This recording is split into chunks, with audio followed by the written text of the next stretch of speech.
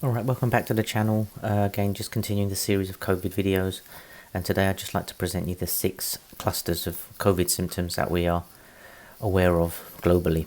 COVID presentation comes in 6 types, and we're going to go through them. So just make sure you should subscribe if you're interested in this kind of video and content, and please support the channel if you can.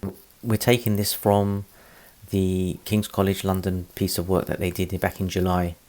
And it's something which I think it slipped under the radar, but it's really clear because it helps people understand what symptoms can look like, and as all the symptoms are not the same, and because we're all different as human beings, we're a very diverse bunch, humans are, the presentations may be different in your area and with your people and even within a family.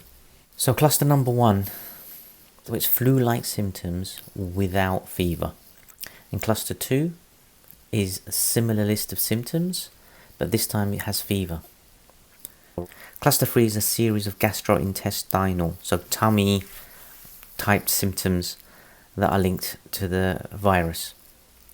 And these kind of symptoms are all again listed up this way. So those are the 3 milder types. So you've got symptoms with or without fever and gastro symptoms. Clusters 4 to 6 are the severe type, and it's a graded kind of intensity. Cluster 4 is severe level 1, where fatigue is part of the presentation. And the list of symptoms again to my right here. Cluster 5 is severe level 2, where there is fatigue, and now added to that is confusion. And the symptoms are to my right. Similar again, as you can see.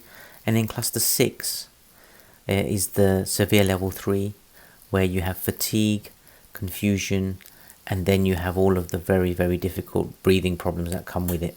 And you also have the abdominal issues as well. And again, I'll list the symptoms here. By this time, by 4, 5 and 6, it really is time to call for expert help. What we know of the clusters is clusters 1, 2 and 3 require minimal support, no breathing support. But clusters 4, 5 and 6 tend to affect those people who are obese and the older and frailer population. Understanding these 6 clusters can really help protect us and protect the hospitals. If we can identify early which cluster someone is in, we can better predict their care. If we identify early on that someone is going to be in clusters 4, 5 and 6, we pretty much know that that person will need hospitalisation. Whereas if we know someone's in the first 3 clusters, we can really reduce the anxiety levels in the system around that person and help them and support them to get better quickly. So I hope you can use this video to help each other. A lot of the times we've been told what not to do. I'm hoping these videos are able to enable us to do things proactively to help ourselves and help each other. And if you found it helpful, please share it with others. Thank you for staying to the end. Thank you.